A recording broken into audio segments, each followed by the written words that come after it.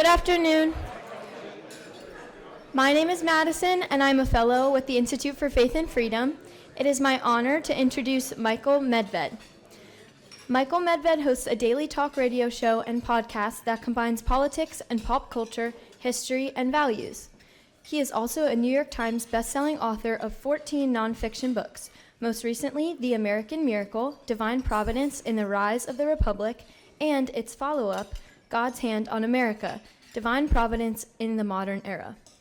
An honors graduate of Yale, he also attended Yale Law School and has worked as both a political speechwriter and a Hollywood screenwriter. He is a member of USA Today's Board of Contributors, and his pieces appear frequently in the Wall Street Journal, Newsweek, and Commentary.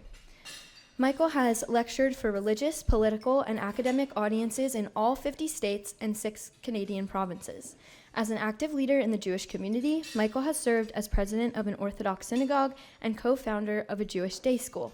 He's been married to Dr. Diane Medved, clinical psychologist and best-selling author for 37 years, and they are the parents of 3 children and grandparents of 5 remarkable grandchildren. Please join me in welcoming Michael Medved.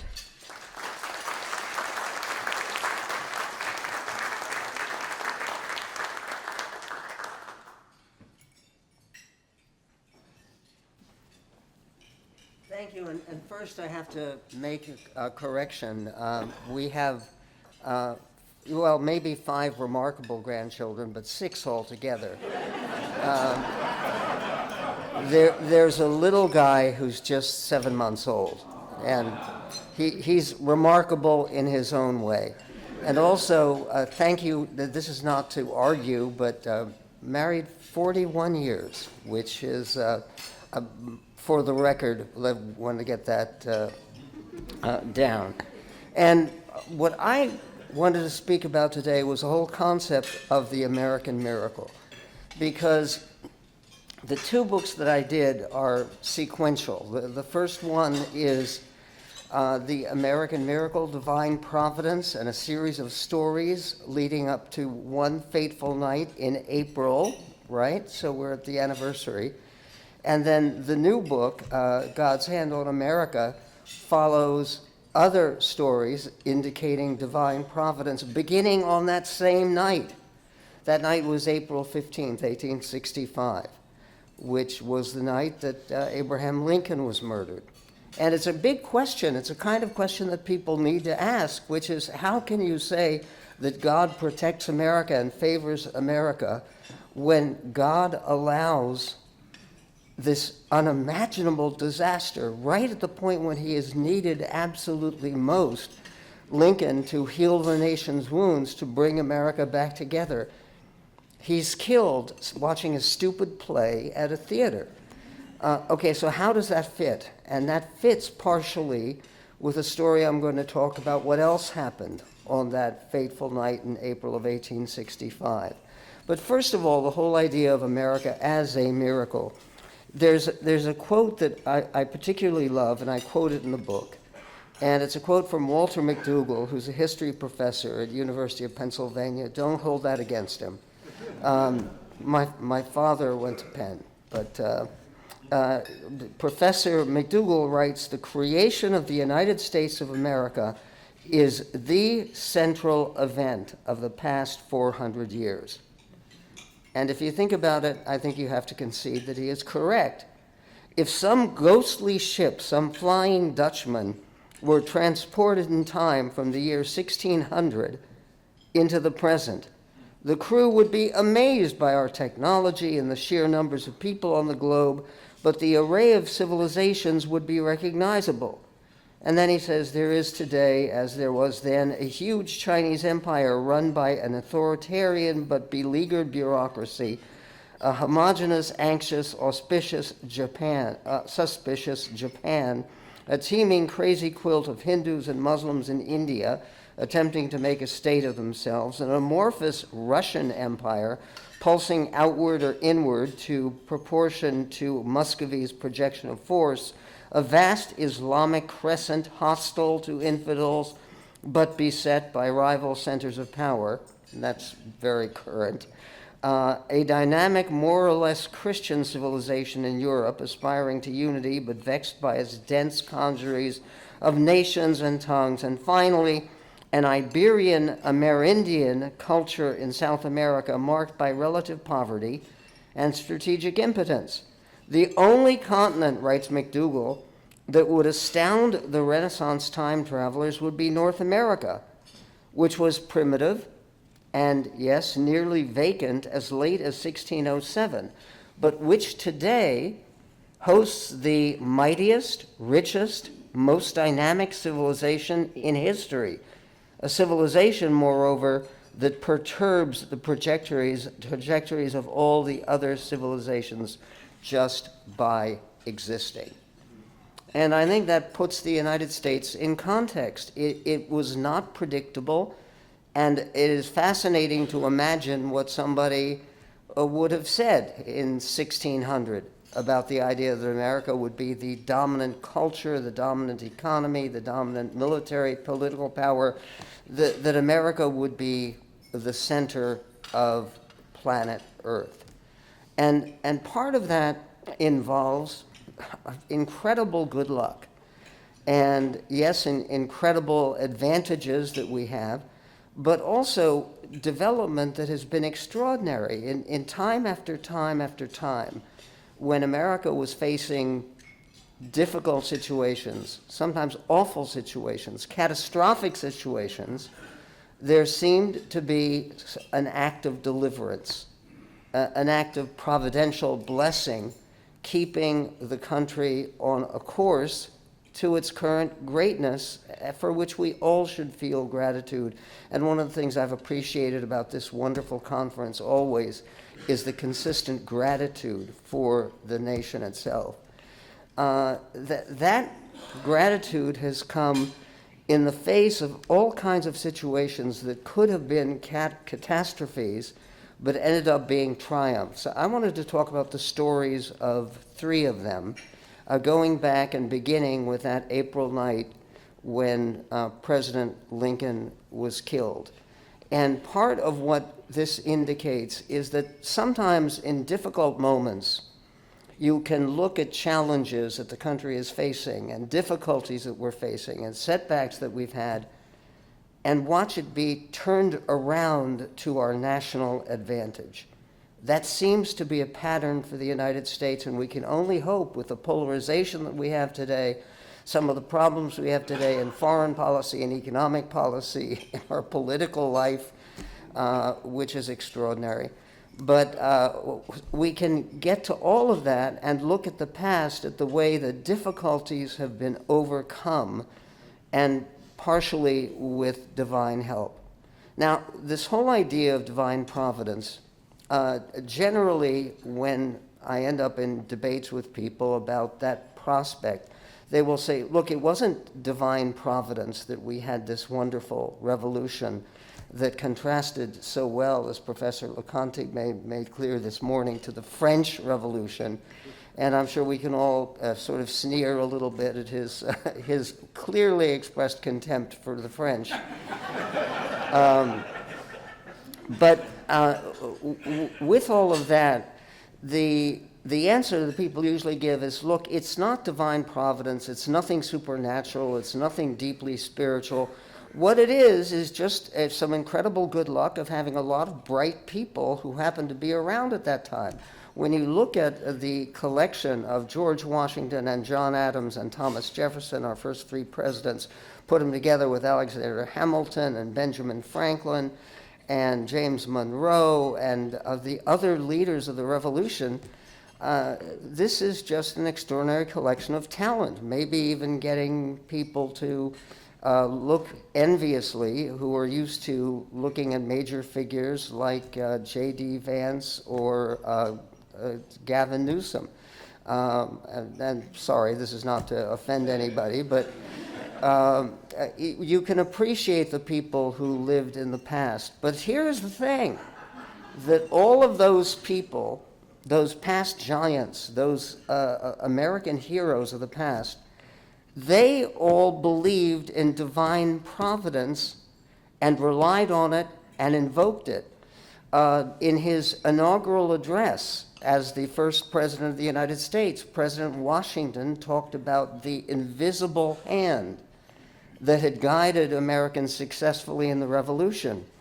And there's also this wonderful speech, which has a story to it that is as significant as a speech, where Benjamin Franklin, who was 82 years old, which even by standards of 2026, that's getting up there. He was the oldest by far of the delegates to the Constitutional Convention on the other side of the state in Philadelphia. And toward the very end of the convention, when it looked almost certain that they were going to be breaking up without agreeing on a constitution and having an epic fail, Franklin gave a speech. Now, this was very unusual because during most of the Constitutional Convention, he never spoke. He was an old man. He could not stand up for a long time to speak. And he wrote out speeches that were given to his fellow Pennsylvanian, James Wilson, who read them to the crowd, and then James Madison recorded the speeches, wrote them down. But here was a moment at a crucial break point for the Constitutional Convention where Benjamin Franklin got up and he spoke, and James Madison wrote down the words. And Franklin said, "I have lived, sir, a long time, and the longer I live, the more convincing proofs I see of this truth, that God governs in the affairs of men. And if a sparrow cannot fall to the ground without his notice, is it probable that an empire can rise without his aid? We have been assured, sir, in the sacred writings that except the Lord build the house, they labor in vain that build it. I firmly believe this, and I also believe that without his concurring aid, we shall succeed in this political effort, this political building, no better than the children of Babel, the builders of Babel. We shall be divided by our little partial local interests, our projects will be confounded, and we ourselves shall become a reproach and a byword down to the future ages." That's now. "And what is worse," says Benjamin Franklin, "mankind may hereafter, from this unfortunate instance, despair of establishing governments by human wisdom and leave it to chance, war, and contest and conquest." And Franklin concluded by asking that they provide a formal prayer at the beginning of all future sessions that he hoped would bring people together. They never did provide that formal prayer, though most people thought it was a good idea. You know why not? They didn't want to appropriate the money. It would have cost funds to get a Philadelphia clergyman that was acceptable to all of them speaking. However, the Constitutional Convention came together. They designed this most remarkable blueprint for government that the world has ever seen that has lasted not quite 250 years for the Constitution, but the country has lasted. And this clearly was a response to Franklin's invocation for divine aid. And there are other indications of divine aid that involve the power and expansion of the United States, the wealth of the United States, and our position in the wider world. And I wanted to very briefly sketch out those three monumental events. First of all, when it comes to talking about the expansion of the United States, let's go back to 1865 in Washington, D.C. And part of what happened early in April, on April 5th of 1865, it was already, Grant's army had already taken over Richmond. The Confederacy was falling. Appomattox was going to come 4 days later. So on April 5th, the Secretary of State, William Henry Seward, decided to take a carriage ride. It was a beautiful spring day, as days can be in Washington. He was going to take a carriage ride with his daughter, Fanny, and his son, who was his assistant in the State Department, Frederick. And they got into a carriage together with a friend, a young friend of his daughter's, and they were tooling around Washington. They stopped for a moment because there was a rattling inability to close the door, and the door was banging and they couldn't talk while they were going along. They stopped for a moment, paused the two horses, and then something startled them, an explosion. It might have been a gunshot, it may have been something, and the carriage went careening off wildly. It took ultimately several people to stop it, but with the carriage going wildly and Seward standing by the open door, and he was in his 60s at the time, he fell off, he fell face first, he broke his jaw on both sides, and a lot of people assumed that he had died. And he was actually carried back to Lafayette Square, where they had the house that he and his family were renting. And the doctors came in and they devised a whole mechanism to try to allow him to live, which basically had wires attached to his molars on the lower jaw and a canvas covering a guard that was made out of metal that went around his neck and up to the sides of his face. And that was where he was left when Lincoln came back from Richmond, having visited Richmond, and he gave a big emotional thank you to Seward, indicated that he was hoping and praying for his recovery. And then what happened was Lincoln went to the theater. And the same night that Lincoln went to the theater to see Our American Cousin, there was a knock at the door of the Seward residence, and someone was bringing some drugs, some primitive pain relievers from 1865 to the Secretary of State. And he came from Dr. Vardy. He had the right name for the physician that was been taking care of Seward. And he said he needed to give this packet of medicine, but only to William Henry Seward himself. And Seward's son, Frederick, said, "No, I can't bother my father right now. He's trying to get some sleep. He can't speak anyway because of this wound that he had from falling out of the carriage face first. And he nearly died, and okay." And so he says, no, I have to see Seward. And then he pulled out a gun and hit the gun with its non-business end onto Frederick Seward. And Frederick Seward was in a coma as a result of that. And again, blood everywhere. He was in a coma for 2 months after that. And then Lewis Payne, which was the name of the intruder, who was a Confederate veteran who was part of the Booth conspiracy, ran up to the bedroom where Seward was lying. And because the gun had already broken over the head of Frederick Seward, he took out his Bowie knife. And 4 times he plunged the Bowie knife down into the jugular vein.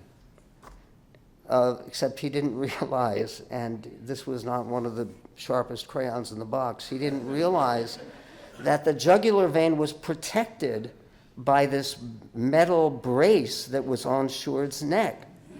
And, okay, it's a horrible situation. Frederick Seward later recovered, and he became Secretary of State himself later under the Rutherford B. Hayes administration. But there was almost certainty that Seward had died, and in fact, he did not. He survived, and it was actually several days later that he found out that Lincoln had been killed, and the way that he found out is he said, "There must be something wrong with the president, because otherwise he would have come and comforted me," and he wasn't there. But the truth of the matter is that America is what it is today because of that carriage accident and that brace that he had attached to his 2 teeth and around his neck with canvas and metal. Why?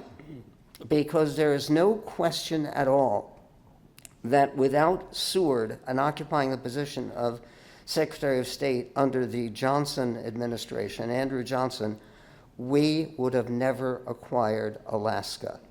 It was a single-handed obsession with William Henry Seward.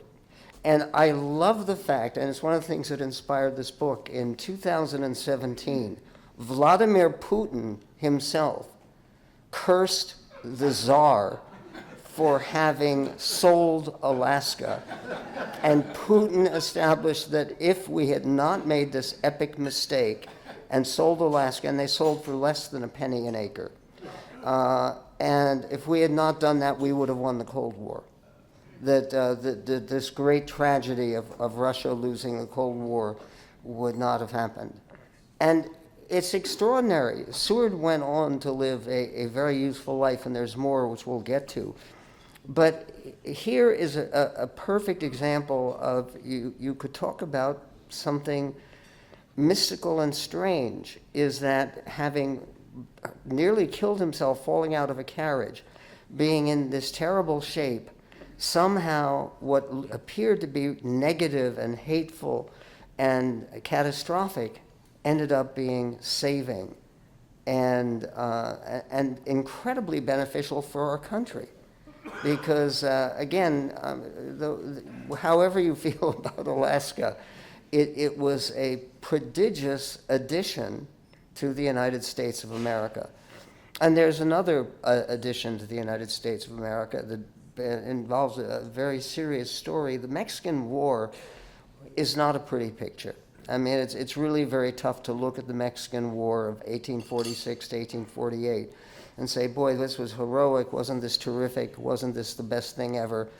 Well, it wasn't. There were 79,000 Americans who fought in the Mexican War.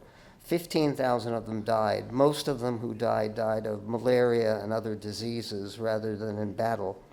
But it was a war that went on for several years. It had, again, extreme casualties. 15,000 Americans died in that war, and that was at a time when the population of the country was about 22 million.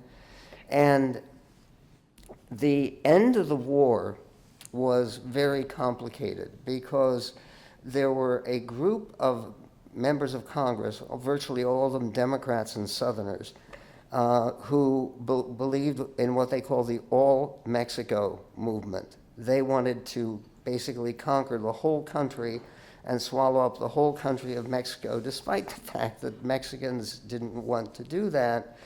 And there were all sorts of Americans, including Abraham Lincoln and Henry David Thoreau and Ralph Waldo Emerson, and Americans of conscience who were opposed to the Mexican War because part of the reason that the Southerners favored the Mexican War is there'd be more room for slavery, and it would be a pro-slavery movement. There's this remarkable guy who deserves attention and heroic status named Nicholas Trist. Has anyone in this audience ever heard of Nicholas Trist? We owe him a great deal. Because what happened was he was a senior clerk in the State Department, which he got largely through nepotism. He had married Thomas Jefferson's granddaughter. And no, this has nothing to do with Sally Hemings. This has to do with his wife, Jefferson's wife, Martha's, one of his daughters with her. Was a granddaughter of Thomas Jefferson who married Nicholas Trist. And Nicholas Trist got sent by the Secretary of State, at the time it was James Buchanan, another loser, who dispatched Trist to Mexico, because he was fluent in Spanish, to negotiate basically a treaty of surrender. And he was deeply opposed, as a man of conscience, Nicholas Trist, to this idea of conquering all of Mexico.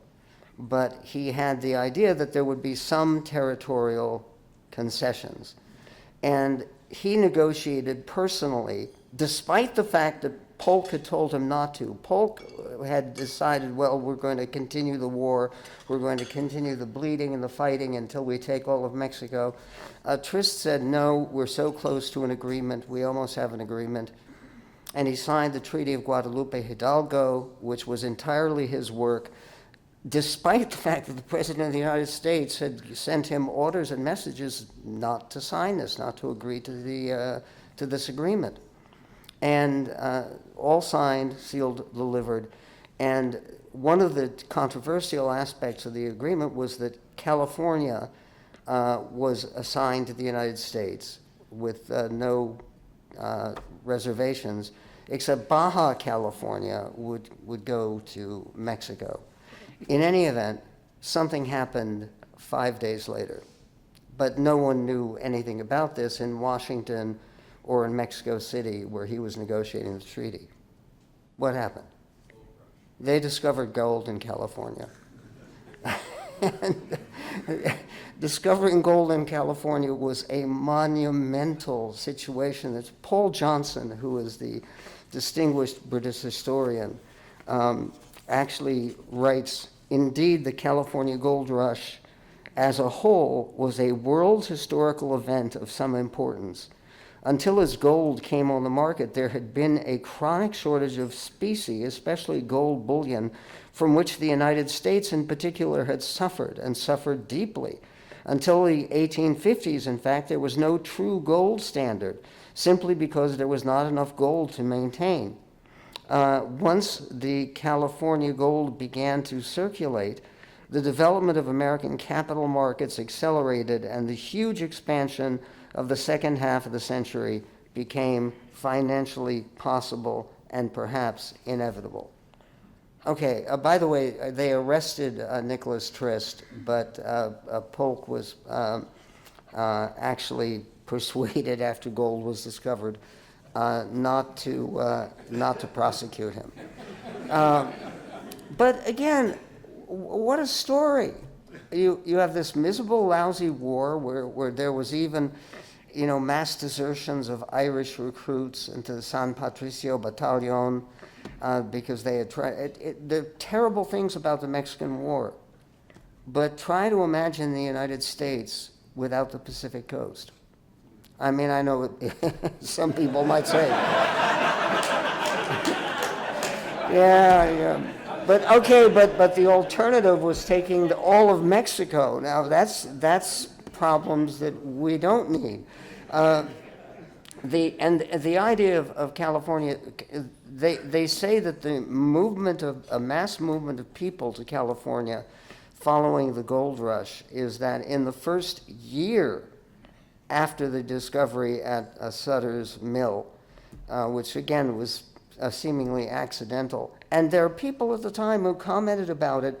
How is it that this gold remained hidden and secret and unrealized until the very moment, the same week, that the United States took possession of this territory in California? It's the chapter in my book about this is called Golden Timing, and it was, and remarkable. And then finally, later, after the Civil War, where Nicholas Trist supported the nationalist side, the right side, the anti-slavery side, Nicholas Trist finally got some honors for what he had done for the country. But okay, all of this is extraordinary, and there is one third story that is worth telling, and some of you may be familiar with it. I know Paul Kengor is, but so he doesn't need to hear it, but you do. The story involves Franklin D. Roosevelt and his campaign for a fourth term, and his choice of a vice president. And some of you may know that Roosevelt had a vice president from Texas who did not get along particularly with his chief, John Nance Garner, former Speaker of the House.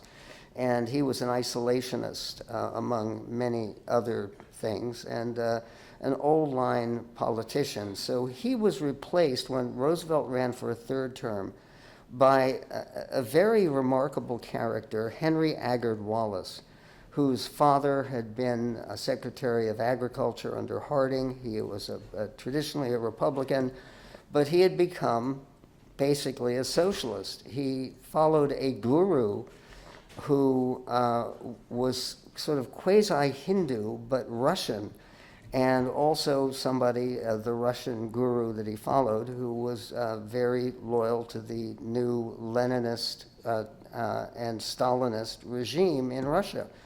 This is the closest we've ever come to having a an outright communist or communist sympathizer in a position of power. Because Roosevelt, when he ran for a third term, he liked Wallace personally and attached Henry Wallace as his running mate. And the question became, in 1944, Roosevelt was very sick, and everybody knew it who was close to him, including White House physicians. And there became a movement that started, which they called the Conspiracy of the Pure of Heart.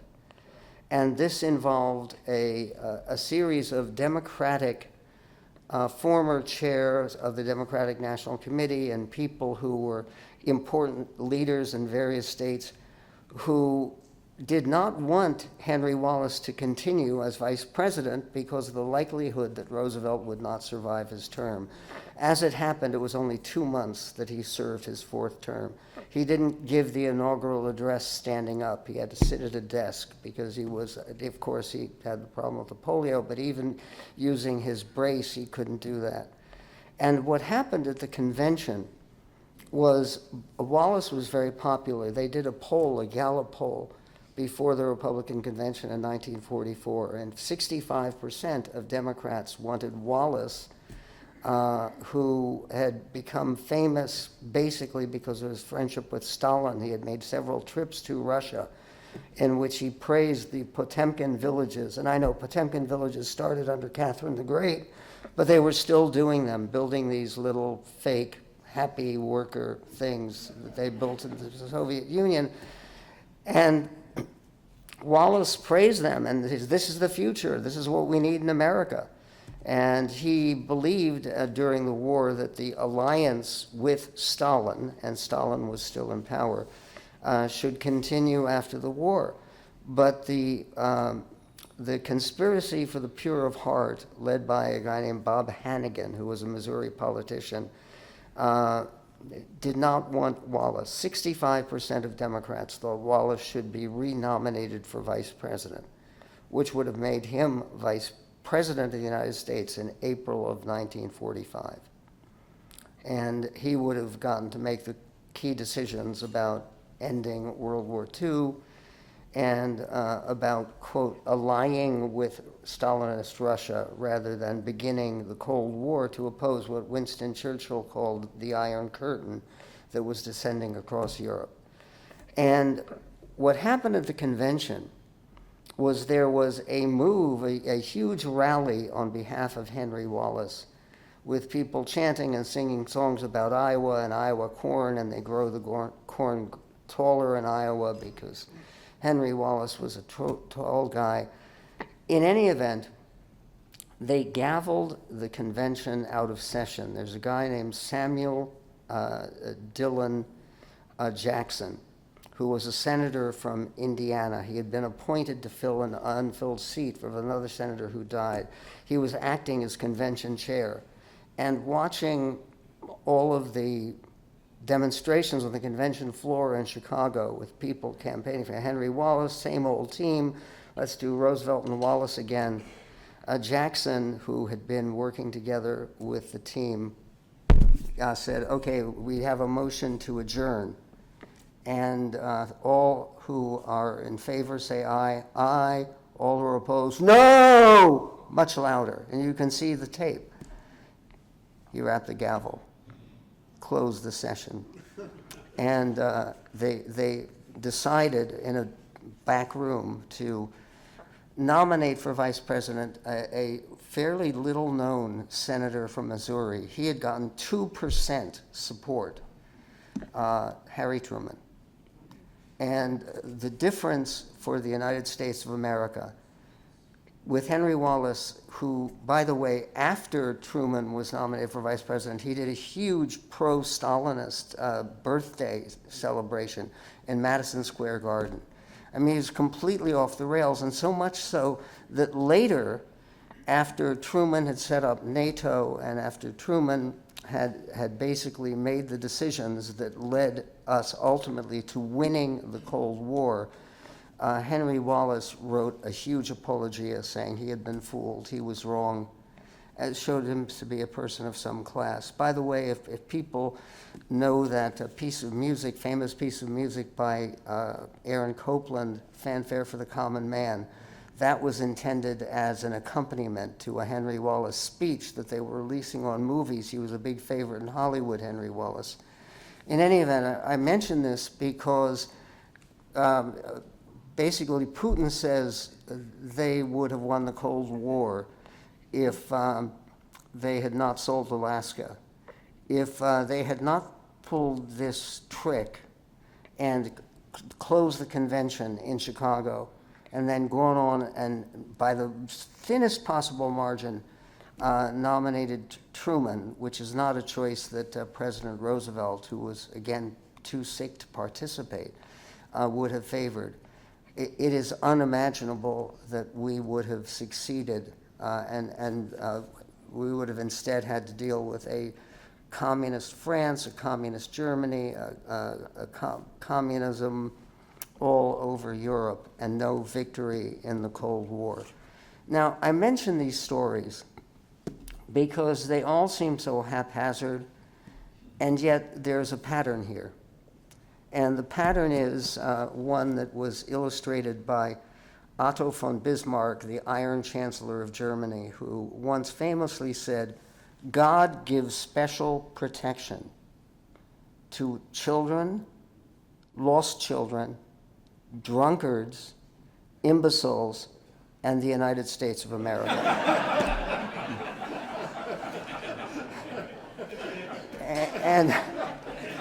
And that's really been true. And again, it's not just these stories. I mean, I have 2 books full of them, and the stories are remarkable. And it is hard to believe, if you believe, as Benjamin Franklin asked the participants at the Constitutional Convention, if you believe that God does control human affairs, he's got something going on with the United States. And Lincoln, when he spoke at Trenton, New Jersey, on his way to take over the presidency in 1861, he called America the almost chosen people, and then made clear that his view of chosenness, which is very much like the Judeo-Christian vision of chosenness in the Bible, is not that the American people are so wonderful that we deserve special privileges.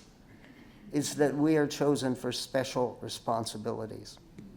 And all of these stories also cast light on those responsibilities. We have so much to be grateful for. And yes, we have our political problems right now, economic problems, foreign policy problems. And people were asking me beforehand, because I have family in Israel. My brother has lived in Israel and has raised his 18 grandchildren in Israel. Several of his children are in active duty right now. And the idea that we right now may come out, and may is just possible. There are scenarios that I think are entirely possible that this war, which has been so heartbreaking for so many people, could end up benefiting the United States and the forces of sanity. Do I think that will happen? I would not dare to say that. But I do think that when you look at the pattern of the American miracle and things that work out, even that are by any logic at all just disasters, I think it is worth being encouraged and worth continuing to have hope and energy and prayer in behalf of our country, this greatest nation on God's green earth. We can do that, by the way, by keeping in mind an alternative declaration by Otto von Bismarck, and quoting him twice in one speech is not something I normally would do. But he said, "The job of a statesman is to listen to God's footprints in history, and to listen to his footsteps in history and then to grab his coattails and hang on. May we hang on and continue to succeed with more and more American miracles. Happy April, and what a joy to be here with you at Grove City.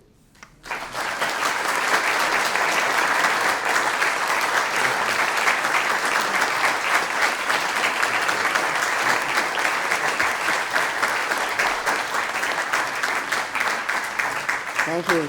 I think we have time for a few questions, don't we? Okay, good. Some insulted Henry Wallace fans? Or? And by the way, my dad, my dad, may he rest in peace, was a physics professor and later someone who worked for NASA. But his first vote that he ever cast was for Henry Wallace. And it used to be that when I would get in some kind of arguments with my late father, I'd say, yeah, but you voted for Wallace. So, Michael, I have a question. Yes. First of all, thank you for the Henry Wallace story. I actually talked about Henry Wallace in my Marxism class yesterday. So, believe it or not. And I love the Bismarck quote. That's amazing. I got to write that down. Tell us about the George Washington crossing the Monongahela River over here in Pennsylvania. It's probably about where that happened is maybe an hour and a half from where we are right now. You talk about God's hand and a miracle, or a seeming miracle. And you talk about this in your film, The American Miracle, in your book, The American Miracle. Share that story with us. Sure. And by the way, Paul was a crucial part of our movie, The American Miracle, which is going to have a special showing, 4 showings on TBN right around the 4th of July, before and after the 4th of July. And one of the things that we dramatized is when George Washington was 23 years old, he was sent out by Governor Dinwiddie of Virginia to deliver a message to the French, basically saying, "Get out of here! Yeah, what are you talking about? This is not your territory." In any event, they didn't respond well to that, and Washington went to deliver that message, and then he was coming home, and during that occasion, the Indian guide tried to shoot him. And we actually dramatized this in the movie because the shot apparently just missed Washington. And it was a shot from 10 feet away. It was close. And it just missed Washington. So we have a slow motion talking about how the world would have changed if George Washington at age 23 had been killed, and he wasn't. And then later, he and his friend, I forget the name of the friend that was accompanying him. I beg pardon? You're right. Thank you very much. In any event, they almost froze to death and drowned, or drowned and froze to death. I guess they would be drowning first, but. But in any event, they were trying to cross the Monongahela River, and he barely survived.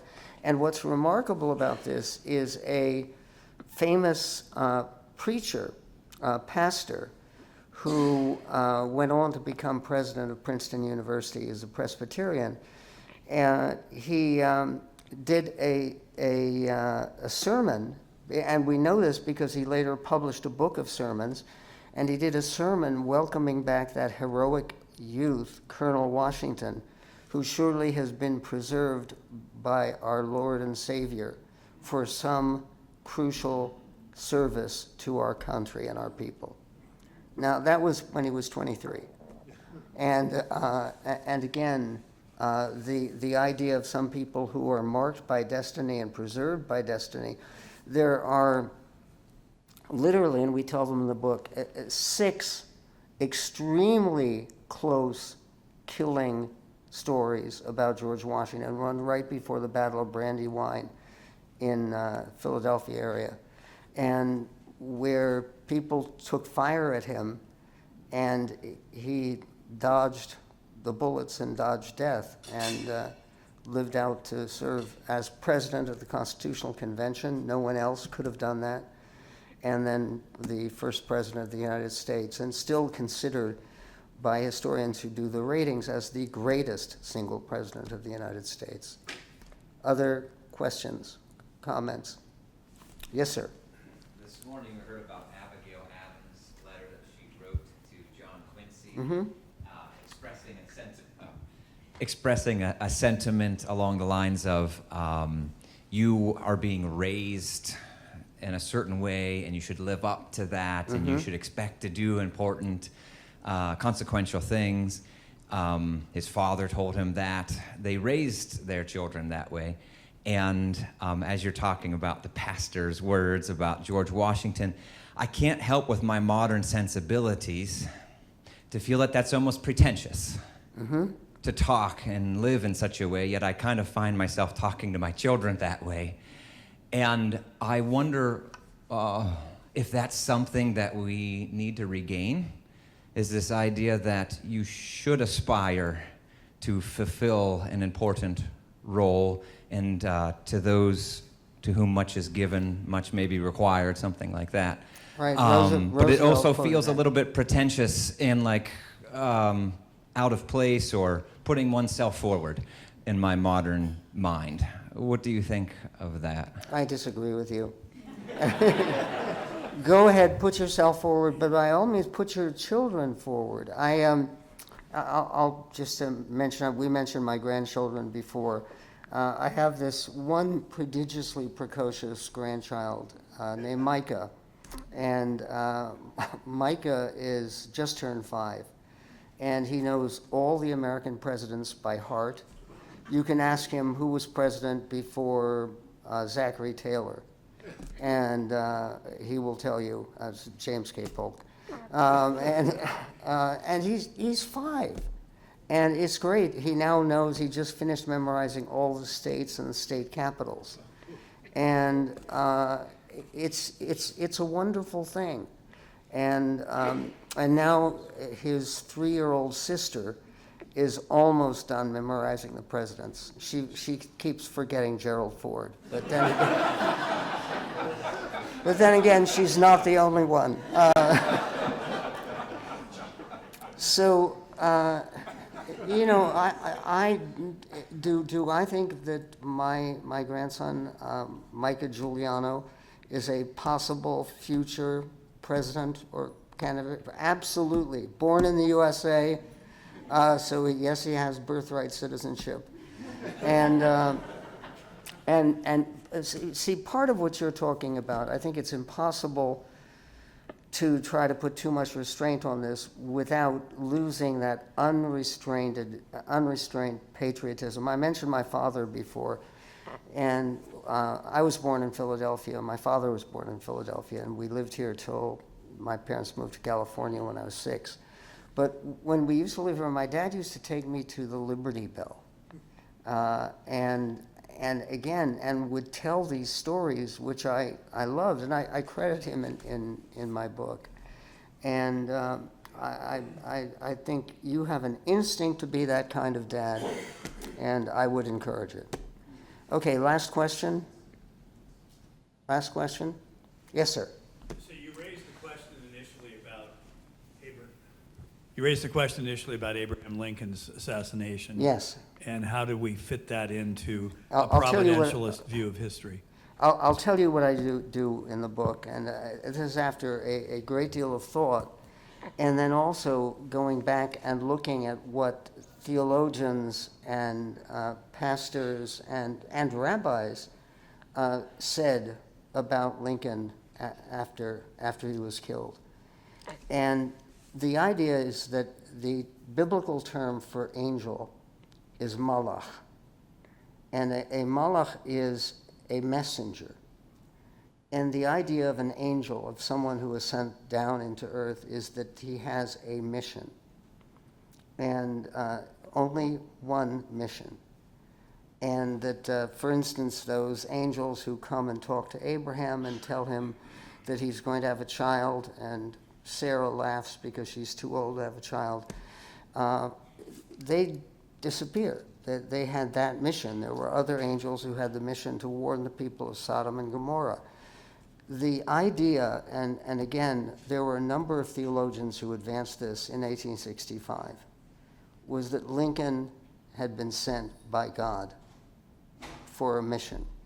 And the mission was to save the Union and free the slaves. And it was right after he had accomplished that and then spoke about it so beautifully.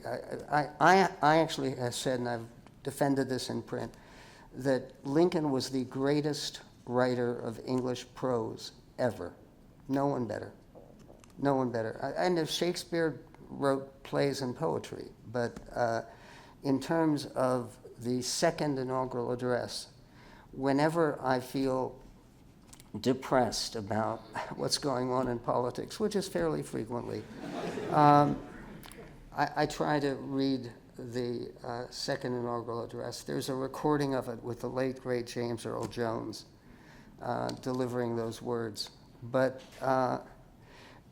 Lincoln is such an otherworldly figure, and the achievement that he made,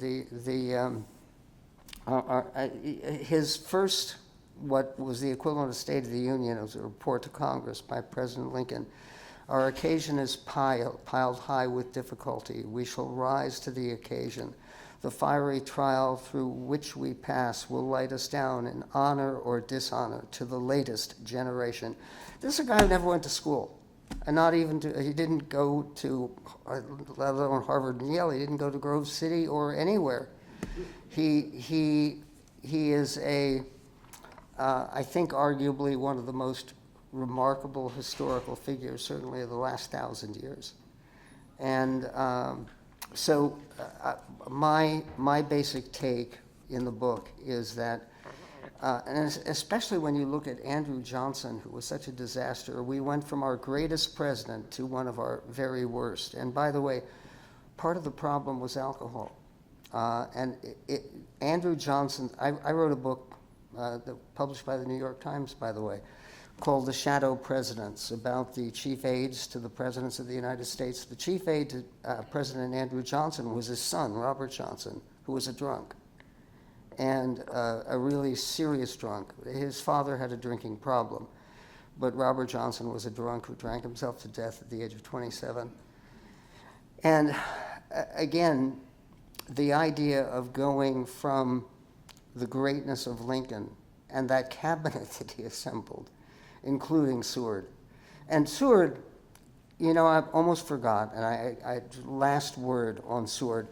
While he was negotiating with this fake Russian count to buy Alaska, first of all, they never called it Seward's Folly. What Greeley did is he called it Walrussia, because it was walruses. There were only walruses there, not people. So they called it Walrussia. While he was in the midst of negotiating that, he had a thing come across his desk about a new possibility under the National Guano Island Act, which had been passed by Congress in 1856. And what that meant is that the United States, if no one was inhabiting a guano island because the fertilizer was so available, the United States could go basically annex it and take it over. And in the same week that he closed the deal for Alaska, he closed the deal for 3 little islands under the Guano Act in Midway. And when you look at what happened in Midway, in 5 minutes over Midway, we won the war. And that's, I call the 5-minute miracle here. We sank 3 Japanese aircraft carriers in 5 minutes. And again, everyone involved with that. The Japanese pilot, Captain Matsuo Fuchida is his name. It's Fuchida, Fuchida. He was the lead pilot on Pearl Harbor. He's the one who said Tora, Tora, Tora, and launched that very successful Japanese attack.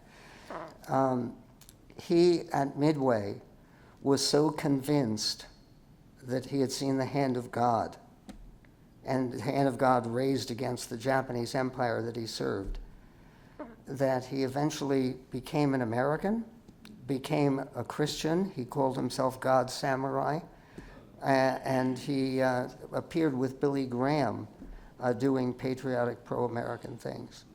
And this, again, one of those unbelievable stories, as with Seward living not only to take Alaska, but to take Midway Island, which was covered with guano, and which actually influenced profoundly our success in the war. May there be only success and blessing and joy and celebration and more gratitude with your outstanding new president. That was a magnificent address today, President Lingo. Thank you. And thank you for having me once again. I always look forward to it every year, is coming and being part of Grove City College. Bless you in all your endeavors, and God bless America.